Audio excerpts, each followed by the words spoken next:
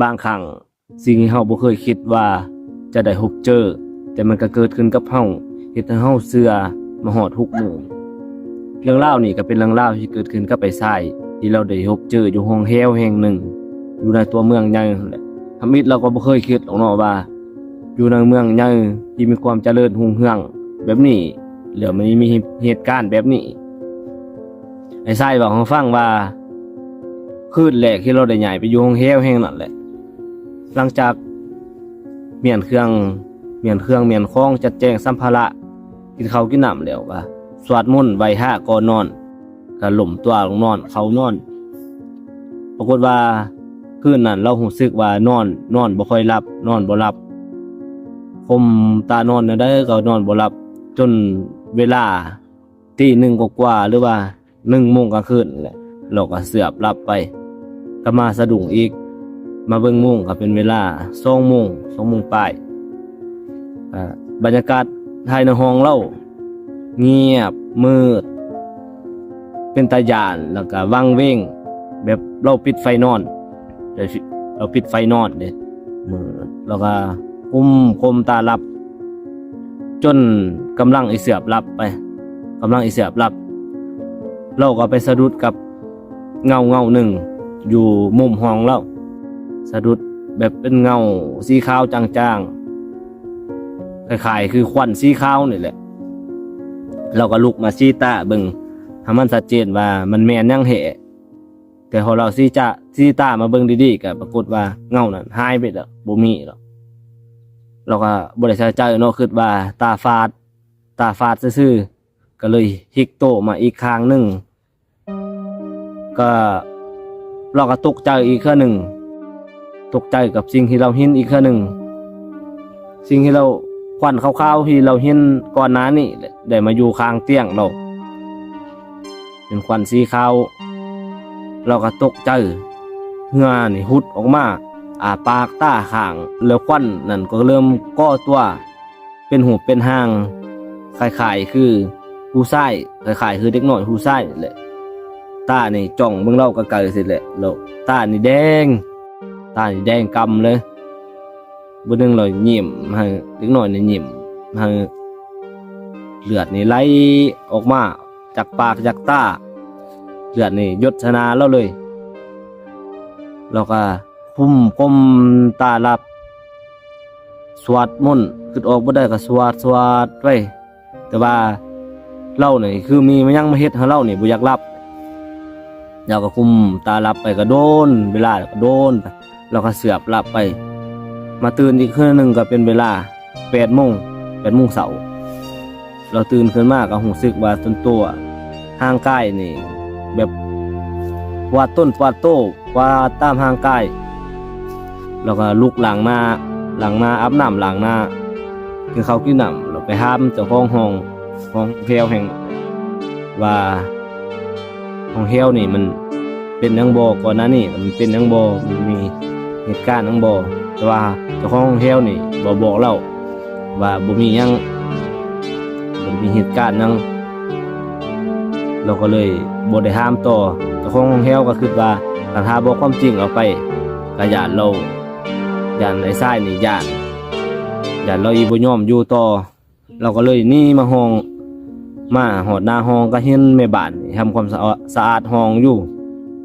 เราก็เลยลองเขาไปห้ามแม่บ้านทำบิดแม่บ้านก็อ้ำอึ้งแบบบ่ยอมบอกเราก็เลยจกเงินให้แม่บ้านก็เลยเล่าให้ฟังว่าแท้จริงแล้วก่อนหน้านี้ห้องที่ไอ้ชายได้ใหญ่เข้ามาอยู่นี่ได้ปิดใต้เป็นเวลา3 ปีกว่าๆแล้วครอบครัวสุดท้ายที่ได้มาใช้อยู่ห้องแฮวแห่งนี้เป็น3 คนพ่อแม่ลูกแต่ว่าทางผัวเมียนี่มักคิดเถียงกันตลอดเป็นประจำผัวนี่เป็นคนเจ้าสู้เมียจับได้6 เทื่อก็คิดเถียงกันตบตีคิดเถียงกันตลอด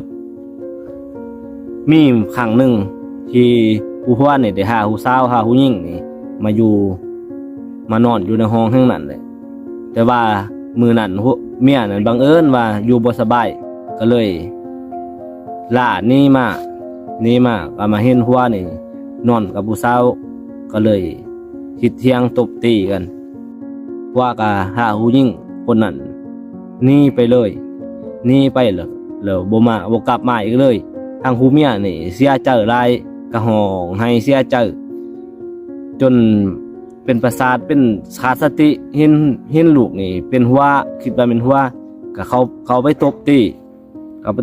ทั้งเอามีดในแห้งลูกจนลูกนั้นขาดใจตายแล้วตัวเองก็หนีไปทางคนอยู่ข้างห้องเขาได้ยินเสียงเอะอะโวยวายก็เลยโห่แจ้งเจ้าหน้าที่ตำรวจมาเบิ่ง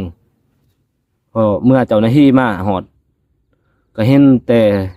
ศพเด็กน้อยคนนั้นแต่ว่าบ่ดนเขาว่าไปจับผู้แม่ได้หลังจากจับผู้แม่ได้นั้นเขาว่าไปไว้ห้องโรงพยาบาลจิตเวชผู้ว่ากันนี่ไปขาดว่าอีนี่ไปอยู่นำผู้หญิงคนนั้นแหละศพแม่แต่ศพลูกตัวเองก็ยังบ่มาเบิ่งบ่มาเลี้ยวแลเลยทางตำรวจก็เลยมอบให้ทางมูลนิธิเขาเอาไปเฮ็ดที่ศพไหลญาติผู้คนอยู่ข้างห้องแห่งนั้นเขาบ่กล้าอยู่เขาย่านเขาก็เหาะเครื่องเขาคองนี่เบิดก็เลยก่อนหน้านี้บ่ดนทางเจ้าของเฮือนเจ้าของห้องแฮวแห่งนั้นก็เอาหม้อ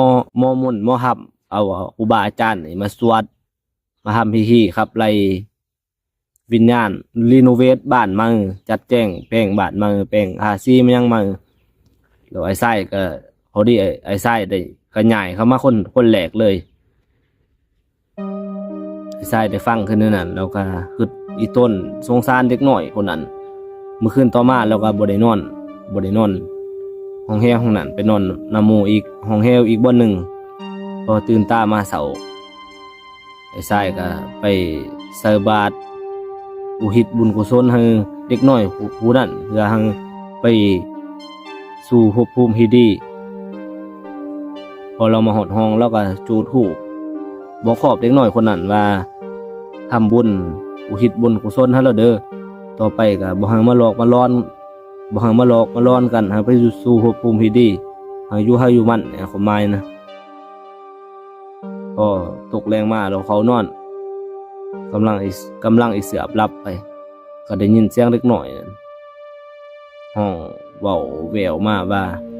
ขอบใจเด้อแล้วก็มิดหายไปเลยหลังจากนั้นเราก็บ่ได้พบวิญญาณของเล็กหน่อยคนนั้นอีกเลย